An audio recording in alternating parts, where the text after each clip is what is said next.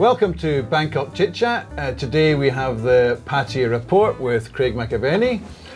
So if you haven't subscribed, please subscribe, like, and please provide some comments. Yeah. Well, we'll get on with it. So basically, Pattaya, we're all so bored of this COVID stuff. Well, I think last time I mentioned about, Pattaya was sort of crawling on its way back to life, maybe now it's starting to walk, certainly not running. But there's a lot more activity about, and as most people will probably know, they recently changed the restrictions so as that bars and restaurants are allowed to serve alcohol until 11 o'clock instead of 9 o'clock. And whilst not perfect for a city like Pattaya, which is a 24-hour city historically, it's it's a step in the right direction. And from my personal perspective, in my office, which is in central Pattaya, certainly the daytime scene is almost back up to full speed. Did it catch up on the lost time sort of thing? Yeah? Well, you see in bars with people in. I think we all know we have quite a lot of tourists that come there that enjoy spending their afternoons in the bars, and they must be back. Or the guys that come for 2-3 months, because the bars along Soi Buakhao and central Pattaya, Soi Chai Pun, they are busy during the day. But are they bars? From what I understand is that the bars are closed, the karaoke's are closed, but what they have to do is get this SHC approval, which is basically a certification to say that your staff have been vaccinated. Yeah. And they're actually not bars at all officially, they're restaurants. Maybe officially, but for all intensive purposes, it's... we sandwich toasty thing, and they call themselves a restaurant. And there's been a few kind of rather silly sort of ways that I've come across where you'll come in and you'll just be having a drink, but they'll put a placemat in front of you and things like that, to clearly. But the bar beers, yeah, you had these big areas which were covered with lots of bars in them. Yeah, are they open or are they? I think so. Closed? I mean, there's none. There's none of those in my direct vicinity where my office is, and I haven't really been out in the evening apart from the other day. I did go out after I'd been at an event, but by the time I got into town, it was 9 o'clock. So, most things were closing anyway. But yeah, I think those beer bars that are all together are open. I think we all know that situation was put in place where you were supposed to be a restaurant, and the authorities basically allowed you to do that, allowed a way for a loophole to be open so as that bars can pretend to be restaurants even though they're bars. I mean, there's no, put it this way, if you'd have turned the clock back 3 years and you'd have been in a bar on Soi Buakhao and you were looking at that bar on Soi Buakhao today and you were looking at 3 years ago, you wouldn't notice any difference. Oh, really? Yeah. So is this locals coming out, or is this actually tourists coming back because they stopped the test and go, they're starting it again as of February 1st, mm-hmm. Yeah? So is this the people that came in from the first wave of test and go, do you think? I'm guessing, yeah. I would guess that there would be a lot of people that came on the first wave of test and go. Those people that like to come to Pattaya for sort of 2 or 3 months, maybe have a girlfriend out here, whatever it might be, they were the ones that were probably, waiting to go. Once quarantine was dropped, they booked, they've come, they're now enjoying their 2-3 months holiday. So the argument just now, which I think is, personally, I go along with, if people are going to get it and have chosen not to get the vaccines, because you can get it even when you've got the vaccine, yeah, is basically this Omicron going through the system and people building a herd immunity. That seems to be the thought from the UK. Thailand, for some reason... The point is, you just need to get on. I mean, you just... I totally agree. The amount of focus and time and energy and money that's been spent and wasted on getting all these numbers that only cause confusion and irrelevant in many ways, it has to stop. And because Singapore, I believe, have taken a pragmatic view on this. As I say, the UK seem to be leading when it comes to Europe as far as taking a pragmatic view on this.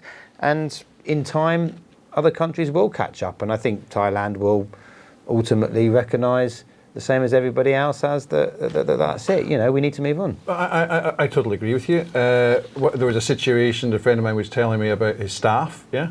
There was one member of staff who they suspected had COVID, and all the staff refused to come into the office because they were suspected. And he was saying, what should we do? Well, the law states, yeah, because the company can be held to ransom, obviously. Imagine you're a factory, everything stops. Was that if someone has it, obviously you have the quarantine rules for the people surrounding, but in an office environment or something, if they refuse and they don't know that the person's actually got it and they take the day off, it comes off their annual leave. But this is something which a lot of businesses have been struggling with. Well, yeah, I can imagine. They're held to ransom, and they'll be, oh, I'm not sure because I might give somebody this, might give somebody that. Yeah. Well, we need that mind shift, don't we? We need that mind shift away from this, you know, complete, you know, plague that's out there, which still exists with a lot of people, you know. And I don't want to sort of, you know, generalise with Thais versus Westerners, but certainly amongst Thai communities, you know, the fear has always been, you know, at a probably a higher level than it has been amongst others. And, you know, those sort of things, as the restrictions ease and as people are allowed to get back to normal, I think that mind shift will come back to a more normal state of mind, and people will recognise, I mean, there's been a lot of mistakes and you can't change the past and there's no point in dwelling on it, but I mean, one of the classics that I saw recently was, you know, about insurances, where there was some of these insurances, obviously, of course, taking the insurance to cover your hospital expenses. Should you be insurance, well, a COVID, stroke, health, whatever. There was these policies out there. That's the right thing to do. Obviously, everyone should have it, and you know, the insurances should cover the hospital expenses. But there were some that were offering a payout for people that got on COVID. top of covering the expenses. Yeah. I'm not sure, but I mean, you know, but regardless. So you can well imagine what people are doing there. And bear in mind, you know, vaccinated people generally, especially with Omicron, have mild or no symptoms when it comes to COVID. So there's no real danger to their health without wanting to, you know, belittle it anyway. Anyway, but you can only imagine what people that were told they were going to get a 10,000 baht payout or whatever would do if they had COVID, especially if they recognised the fact that they would, you know, maybe not get sick from it. They're going to go and get COVID, right? Yeah. You know, and that was one. And then now I see there's you know, the insurance companies are trying to pull out of that and trying to say no, and the government or the OIC are coming and saying no. You have to honour these policies. Yeah, if you signed up for it, yeah. Yeah, I mean it's true, but it's just the whole situation. What I worry about is from that they do the payout, and then what ends up happening is they say, well, we've lost money here, so we'll put the price up of the health insurance. So the people that were actually good, gets punished. Yeah. I mean, that's a part of it. I mean, there's that many different millions of insurances out there that I suppose that the different companies will have different sort of ways of managing any losses that they end up taking on. But I mean, but just in essence, as you say, this whole thing about, you know, the hospital and the idea that you have to go to hospital because you have COVID is also, you know, a completely convoluted way of looking at it. I mean, you go to a hospital because you are sick. That's why you go to hospital. Yeah. I think this is another topic we'll be talking about in the future is the national health system here, because, you know, I'm not saying the UK is perfect, it certainly isn't, but it's, you know, where you've got a GP, everyone seems to go to the hospital, whether you got a snivel or whether it's serious. For us, hospital was for something serious. Yeah. But the trouble here is the mandate's being with COVID, go to the hospital. Yes. That's been the problem. And then whereas the mandate should be, you know, test positive, go home, self-isolate. And the thing is that I asked about this to other Thais, and they turned around and said the problem is that Thais don't care. They will just go and walk around. They will not follow the rules. Yeah. So they're almost forcing themselves to go to the hospital to stop them from doing it. Stop them from. Exactly. Yeah. You know, if you're in a single room, and you're stuck in there for 2 weeks, they'll go out. So there was a It was a bit of a they get fed in the hospital. statement. They might get a bit of insurance money. Well, I don't mean about the payout. So it's a bit like the homeless guy that used to commit a crime at Christmas to get locked up for the. We're talking about discipline. Well, we're just talking earlier on about roads and things like that, how indisciplined they are. When I say they, that's a terrible way to say it. But some people are when they're driving. So there's a situation where, they do it, oops, I was wrong, sorry, and get away with it. Where elsewhere, oops, you did wrong, well, you're going to pay 10,000 baht fine elsewhere. Well, US is like a bloody police state anyway. So just to round off, Thailand just now is there were 7,587 new cases as of the 26th, and there were 19 deaths. In Chonburi, there were only 314 new cases, which I think is amazing compared to, as I was told a couple of days ago, in the Netherlands, 64,000 a day. Yeah, so Thailand seems to be doing very well. If I'm honest, I'm absolutely tired of these statistics. Yeah, I mean, the old saying about 95% of statistics. But just very quickly, just to sort of illustrate my rationale behind that way of thinking. One of the stats that came up I saw on Richard Barrow was that 1 in 4 people would basically report themselves. You know, I don't know what demographic that survey was done. So if we're basing that on that fact, that means immediately those numbers we were talking about can multiply by 4. Then you possibly have half of the people that have it that are asymptomatic. So then we can multiply those numbers by 2 again. So number one, you have an irrelevant situation where you're counting numbers which are completely irrelevant.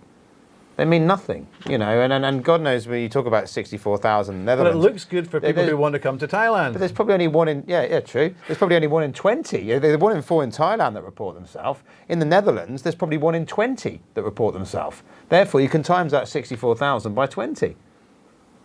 Okay, all right. I mean, it's true, isn't it? I mean, why would you? I mean, why would you bother putting yourself in a situation where, okay, the Netherlands and the UK. I think it's more on a government's perspective is keep people aware that this is still around, and to have to think about others. Maybe you choose to wear a mask, you don't, allowing people the choices, but keeping the mindset on the side of it's there. Protect that's yourself. Why these numbers, it's a bit like health. You should be taking your greens. You should be taking. But how many people go and do it? Yeah, you get fat. But that's why these numbers they're so irrelevant though, because they're so far out. We know how far out there. But like you say, I mean, it could be that we can turn around and say, yeah, okay, Thailand gets 5,000 cases, Netherlands gets 65,000. So Thailand's a safe place to come. But that's just my point on the numbers. And as you say, it is time to move on from COVID. And I just hope that the authorities allow that to happen. Sandbox. Yeah, it seems better. I mean, slightly annoying sort of condition about that day 5 that they have to spend in one of the partner hotels, I believe, if I've got that correct. I know you've got to arrive and it is test and go, and the first day's got to be booked in one of the hotels that has a partnership with the hospitals, presumably in case you test positive. And then this day 5 thing, because what you're going to have there is you're going to have a mindset of people. They've already taken probably a very low risk of catching it during the travel because you'll, take precautions. But then what are you going to do for your first 3 or 4 days in Thailand? You're just going to go and sit in your room because you're scared you're going to catch it when you're out. And then because if you test positive on day 5, you're going to be... On Sandbox, that means you're allowed to go around that area. Yeah, but no, my point is that, you've seen about this day 1, day 5 thing, right? So if you were a tourist coming, and you was to go your day 1, fine, you take your test, you're negative, you're comfortable, you're negative because you've stayed away from people on the plane, blah, blah, blah. Then you've got another test on day 5. And if you test positive, you could end up with whatever the consequences of that are. Yeah. Some sort of forced, hospitalisation or whatever it might be. So then between days 1 and 4, are you not going to be nervous about going out and catching it? Because day 5, when you've got to go and report yourself, get tested, you might end up with it. Do you see what I'm saying? Yeah. I mean, that to me, that's like, well... Okay, yeah, it's not as bad as like saying, well, you might as well sit in the room for 5 days. But in a way, if it was me, that would be in the back of my mind. Yes, well, I'll just read exactly what the system is. It says, from February 1st, at 9 a.m. Thailand time, fully vaccinated travellers from any country around the world can apply for a test and go Thailand pass 60 days in advance. Yeah. While existing rules under the scheme remain unchanged, the authorities approved additional requirements to ensure stringent precautions. All new test and go applications must submit a proof of prepayment for 2 separate nights of accommodation at government-approved hotels, such as SHA Extra Plus, blah, blah, blah, blah. And that would be on the day 1, on your arrival, and day 5. And the expenses for 2 RT-PCR tests for day 1 and day 5. This is the problem, the test on day 5. That's right. Where, if I was a tourist, I would be concerned that, I come out, I've booked my 3-week holiday, day 1, fine. Well, the likelihood of you getting it, there's a risk on the plane. High. It's high. No, it's much higher going out in bars and stuff than it is on a plane. And just to continue on from that, the sandbox means you can move around, in this particular area. And for the people that like to come to Pattaya, they can also included in this. So it includes Banglamung, Pattaya City, Sriracha, I think Si Chang. I take it that's also Koh Chang, and Santa Heap. Only Najomtian and Bangsaray in Chonburi and Koh Chang in Trat as sandbox destinations. So that's right. There was a reopening, but the sandbox destinations are Jomtien, Bangsaray, and Koh Chang in Trat, and that covers all of the areas that people are going to want to come on holiday. And I think the one thing that what I've heard is when they did have the QR codes and the test and go processes before, which they're bringing again, I think that system is working fine. Yes. Whether or not the rules as to how you get there can be argued about, but the actual, once it's done, it's fine. It's you get an awful lot of retirees down in Pattaya. That's in general. You've got a lot of retirees. So they're also bringing out we go back and forward on visas all the time, but they're bringing out a new 10-year visa, which is going to cost 10,000 baht per year for the first 5 years, and then renewals for the remaining 5 years. The idea is they're trying to bring the wealthy into Thailand, and the what do you call them? Nomads, you were saying. Nomad. Yeah, I mean that was. I don't think that's a replacement for the retirement visa, is it? No, it's not. They're It's trying to sell condos and things like that. They're saying that they're trying to push the condo market because it's been repressed so much. It's less than half of what it was before. There's quite a few now, sort of condo projects which offer visas, as you say. I mean, some of it's partnership with the elite program. I mean, the elite programming. I saw that, and as I think I mentioned to you fair before. I had somebody who I know who's looking at retiring here. Send me that through, but at the moment it all seems.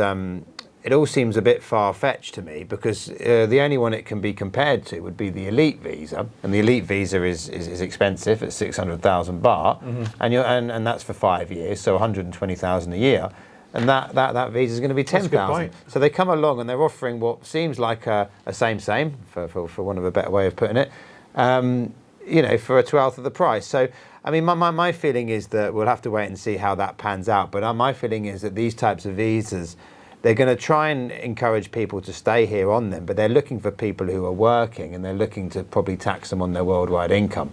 I would say, I would guess, but that's why it's so cheap, because it is ridiculously cheap, because retirees have the retirement visa, which, some people complain that it's a lot of hassle, but for me, keeping 800,000 baht in a bank and just showing proof of it, 2 months before and 1 month after, not such a huge deal, is it? Having it's a bit odd with some of the insurances, as I say, can be a bit of a pain with the non-OA visas. But a non-O visa, that's effectively all you've really got to do. And then it gets renewed year on year. So I don't think that's too much of a hassle. In a way, I look at it, I mean, I've been here, 33 years in Thailand, I'm no different from the guy that walks in tomorrow. There's no credit for the fact I've paid tax. I have done everything squeaky clean. Okay, I'm married, I've got kids growing up, But there's no benefit, and then they offer this, and it's like, well, you're not important, but you come in with this amount of money, this wealth, etc. You say, I mean, taxes. There must be tax agreements between different countries. Yeah. With this new visa, when they're allowing people to work without, as you say, the visas that we work under with the work permits and everything else, if they're looking at offering a working visa, because of course, again, yeah, I know it's terminology and it might sound a bit pedantic. Retirement, you can't work, can you? There's no such thing as a working visa. There's no such thing as a retirement visa. You know, there's non-immigrant O visas, non-immigrant B visas, and these are extended by way of retirement, or they're supported by work permits, which are separate. You know, yeah, but this sounds like you cannot work. This you're not supposed to work on a retirement visa, correct? I think this sounds like it's almost merging it, which again would make sense, but it's just there's got to be something in it for the authorities and for the government and for everybody else, because at the moment it sounds like an easy option. The most difficult thing here, as you know, is the fact that if you're under 50, you can't get a retirement visa. It's 55, isn't it? No, 50. So 50, you can get a retirement visa, which gives you the right here. And I think if people are doing stuff online and whatever, if you take an elite visa, whilst probably by the letter of the law, it's probably illegal, I don't think you're likely to run into, too many issues. And as you say, working as a retiree, you talk about these digital nomads. I mean, how is that possible to police when they're doing whatever they're doing, trading online or whatever they're doing? I mean, or running a business overseas. The issue with work permits is if you want to, physically place yourself somewhere, I think, in Thailand. Well, the other thing, just as an update, and I'm sorry, not necessarily, but Pattaya is for citizenship. Yeah, there's quotas on citizenship of 100 applicants per nationality. Per nationality, yeah. And one of the issues in the past was we never knew when you would get your citizenship, how long it would take, yeah. Now they're putting a limit for 90 days, yeah, and then if you can't do something within the 90 days, or the application process complete within 90 days, then they can extend it by 2 times by 30 days each. The biggest change is one, not big, but the application originally was 5,000 baht. Just ignore that. It's been doubled to 10,000 baht. Ignore that. There's a whole lot of other stuff that you have to go through, yeah?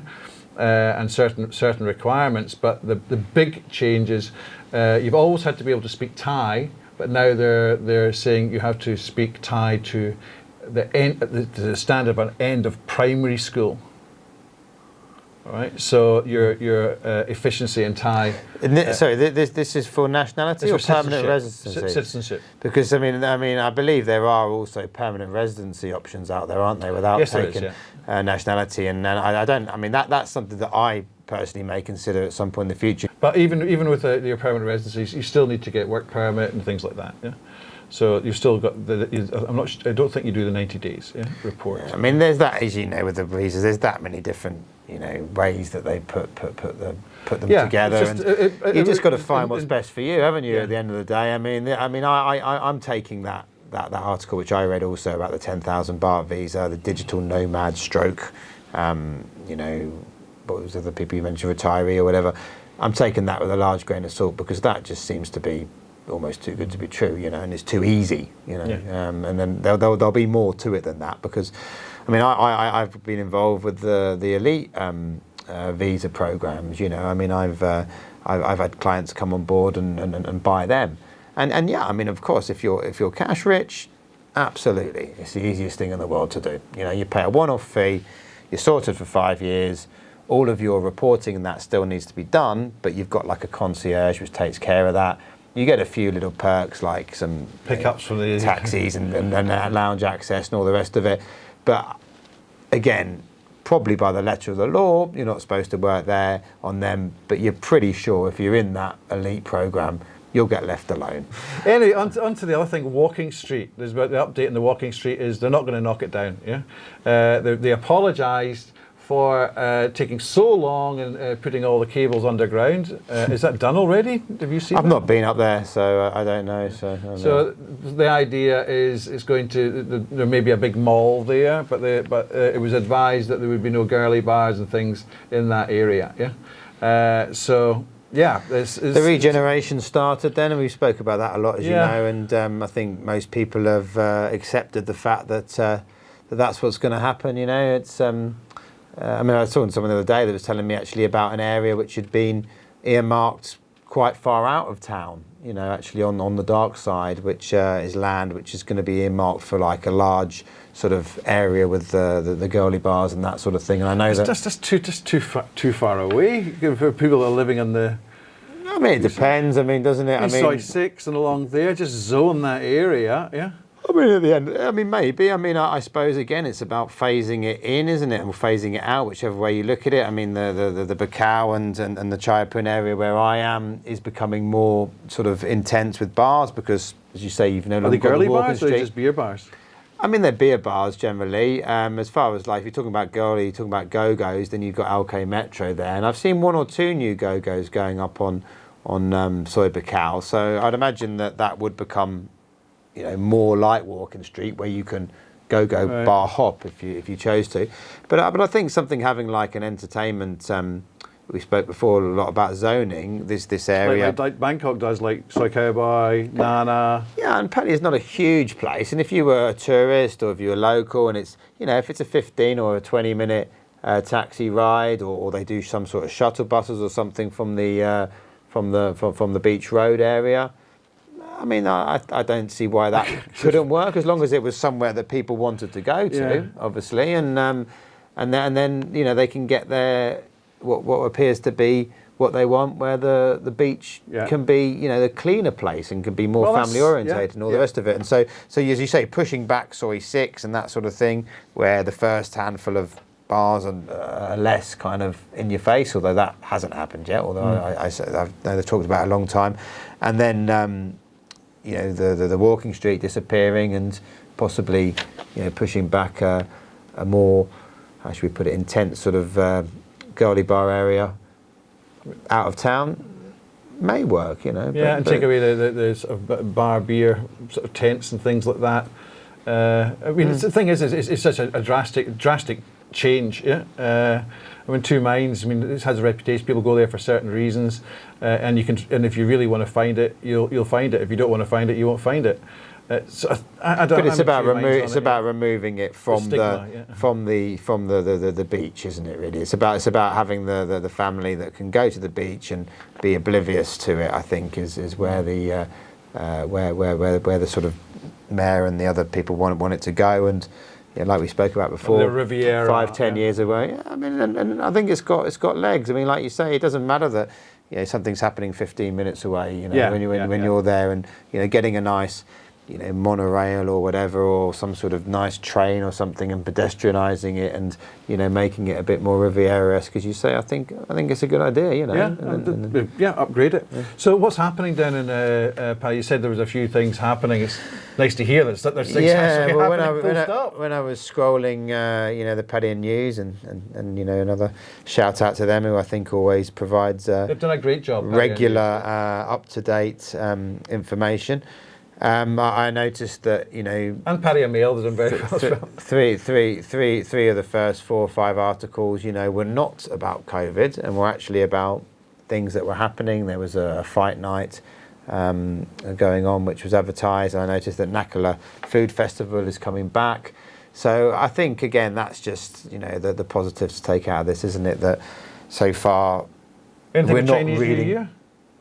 I didn't spot anything as such. Yeah, I didn't really see anything. I mean, I noticed when I was in one of the supermarkets I go to the other day that the girls there were all wearing the sort of Chinese dresses. Yeah. But I mean, Chinese New Year is a funny one, isn't it? I don't know. Do you think it has an impact in Thailand or not? Oh, massive. Yeah, massive. I mean, it's because you think all the family-wise, a lot of Chinese related. Yeah.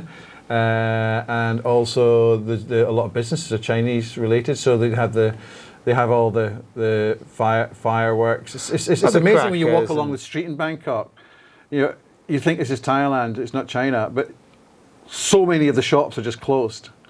And it's a bit like, I always relate it back to the Scottish New Year sort of thing. That what we would do is you would really just scrub your house before to take the old dirt out and bring in the new. Yeah, I'm not sure if you do that in England as well. It's just you clean everything up just before the new year. Spring cleaning, well, in winter. Yeah. But that's what they do as well. They gut the place. The ancestors. They burn messages, and they have the red packets. It's ancestry, yeah.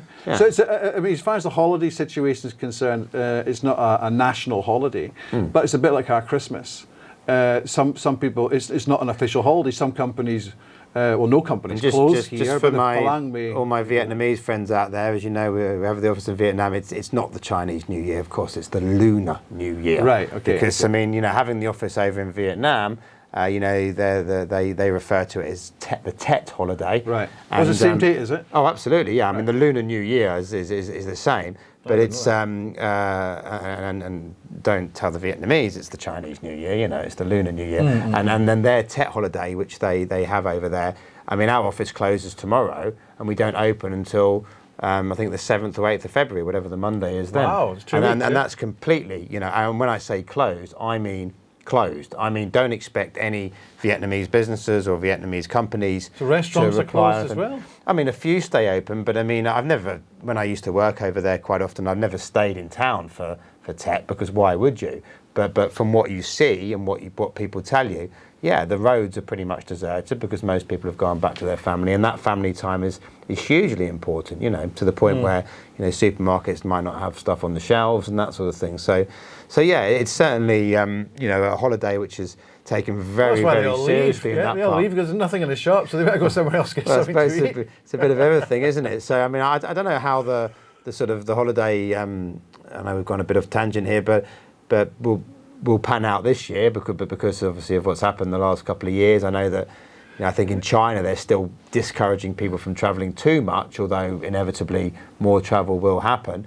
But in Vietnam, as I say, it's a complete and utter shutdown. And this is why, because funny enough, we talk about this obviously in our meetings with the Vietnam team, and I was saying, I'm surprised you said that. Whilst it does have an impact on the Chinese businesses, but for their own well-being, or their own well-being is not the right word, but for their own way of doing things, as a whole, the Lunar New Year doesn't impact Thailand massively, in my view. I don't see it. It's not the same as Songkran. Yeah, exactly. Right. Yeah. So it's equivalent to, I'd say, Christmas, but probably even more. Yeah, possibly. Yeah. And it's not just that they're Chinese. They're not. They're Thai. Yeah. And they're Thai Chinese. It's ancestry. So I think it's a bit like we have Christmas. They get together. This stuff. Probably on a par with Christmas. Yeah. Not on a par with the 31st of December New Year, because that's far more intense. And there's a lot more that goes on there because everyone celebrates that. And as you say, not nearly on a par with a Songkran, correct, where the family time is almost comparable to what the Vietnamese do for Tet. Yeah. I would say, as you say, perhaps like a Christmas. So because you wouldn't know Christmas was going on. So there's no celebration or anything planned for Pattaya. I think that was the original question. I don't know. Well, we might see some of those dragons, going down the street, and the guy shaking the bucket to collect a bit of money, and as you say, hearing a few firecrackers going off and that sort of thing, and people with decorating the houses. But as far as going about your business goes, I don't think so. And again, you might have some bars, just if anything, perhaps just for novelty reasons. You might have the girls dressed in the red and the Chinese. Because like I said, I presume the supermarket I went to the other day is owned by a Chinese family, and therefore all the staff working in there were CP. Yeah.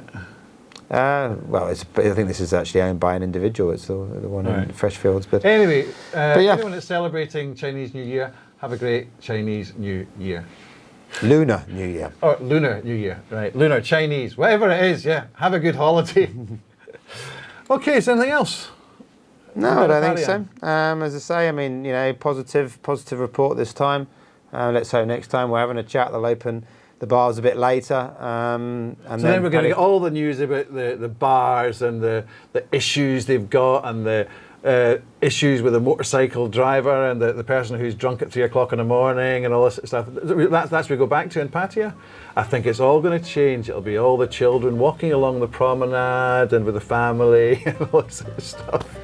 We'll see. These reports are going to change. Anyway, thank you very much for joining us. Again, if you haven't subscribed, please subscribe. Please pass your comments. We'd love to hear basically information on what you'd like us to be talking about as well, and anything in particular regarding Pattaya and the Pattaya Report and in general for the channel. Please like and share. And that's really it. Thanks very much and see you very soon.